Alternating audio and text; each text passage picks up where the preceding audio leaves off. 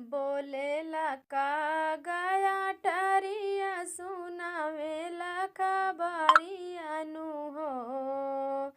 बोलेला कागज आटरिया खबरिया सुनावेलू हो।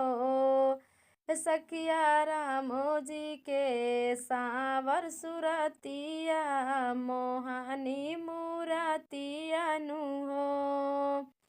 निक लागे पूरबी बयरिया डोलावेली चौरिया नु हो। सखिया सरयू जी की शीतली लहरिया पखरेला चरनिया नु हो।